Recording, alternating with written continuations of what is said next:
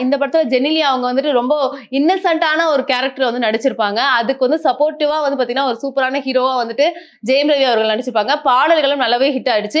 அந்த காலகட்டத்துல ஜெனிலியா அந்த படத்துல நடிச்சதுக்கு அப்புறமா வந்து பாத்தீங்கன்னா, இப்போ வரைக்குமே வந்து ஜெனிலியா மாதிரி ஆக்ட் பண்ற பொண்ணுங்க நெறைய பேர் இருக்காங்க.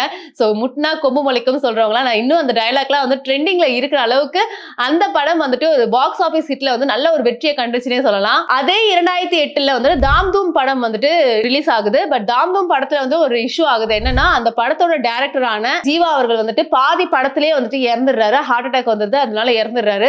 அதனால வந்து பாத்தீங்கன்னா பாதி படம் வந்துட்டு ஜீவா அவர்கள் இயக்குவாங்க. சோ இன்டர்வலுக்கு அப்புறமா இருக்கிற மிச்ச படங்கள் வந்துட்டு ஜீவா அவருடைய மனைவியும் அண்ட் அசிஸ்டன்ட் டைரக்டர்ஸ் இவங்கள தான் சேர்ந்து இயக்குறாங்க. சோ படமே வந்துட்டு ஒண்ணுமே புரியாது. ஃபர்ஸ்ட் ஹாஃப் நல்லா ஸ்மூத்தா போயிட்டு இருக்க மாதிரி சரி தெரியும். செகண்ட் ஹாஃப்ல வந்துட்டு என்னடா இது ஒரு மாதிரி குழப்படியா இருக்கே அப்படின்ற மாதிரி யோசிக்க தோணும். சோ இந்த படத்தோட மியூசிக் டைரக்டர் ஹாரிஸ் ஜெயராஜ் அவர்கள். சோ பாடல்கள் நல்லா ஹிட் கொடுத்திருந்தாலுமே இந்த கதை ரீதியா நடுவுல வந்துட்டு இந்த மாதிரி டைரக்டர் இறந்து போனதுனால சோ வேற ஒருத்தவங்க வந்துட்டு அதை டைரக்ட் பண்ணதுனால கதை ரீதியா மக்கள் மத்தியில போய் சேராம அந்த படம் வந்துட்டு ஃபிளாப் ஆயிடுச்சு.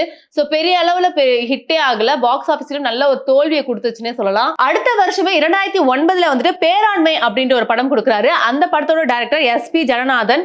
சோ இந்த படம் வந்துட்டு ரிலீஸ் ஆகும்போது எல்லாரோட பார்வையுமே வந்துட்டு ஜெயம் ரவி அவர் பக்கம் திரும்பிச்சு. ஏன்னா ஒரு புது லுக்ல வந்துட்டு ரொம்பவே பாலிடிக் பேசுற ஒரு காட்டுவாசித்தனமான ஒரு பையனா வந்துட்டு நடிச்சிருப்பாரு. அந்த படத்துல வர எல்லா பொலிட்டிக்கல் ரீதியா அவர் கன்வே பண்ற எல்லா ஒரு விஷயமே வந்துட்டு எல்லாருமே வந்துட்டு சிந்திக்கக்கூடிய ஒரு விஷயமா இருந்துச்சுன்னே சொல்லலாம்.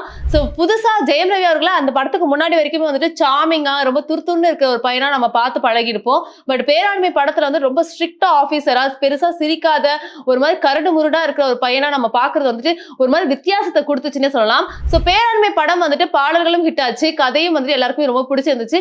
சோ பாக்ஸ் ஆபீஸ் ஹிட்ல வந்து பாத்தீங்கன்னா சூப்பர் டூப்பர் ஹிட்னே சொல்லலாம். சோ ஜெயம் ரவி அவருடைய கரியர்ல வந்து பாத்தீங்கன்னா எப்படி உனக்கும் எனக்கும் படங்கள் வந்துட்டு முக்கியத்துவம் அளிக்கப்பட்டிருக்கோ அதே மாதிரி பேராண்மை படத்துக்கும் பெரிய ஒரு இடம் இருக்குன்னே சொல்லலாம்.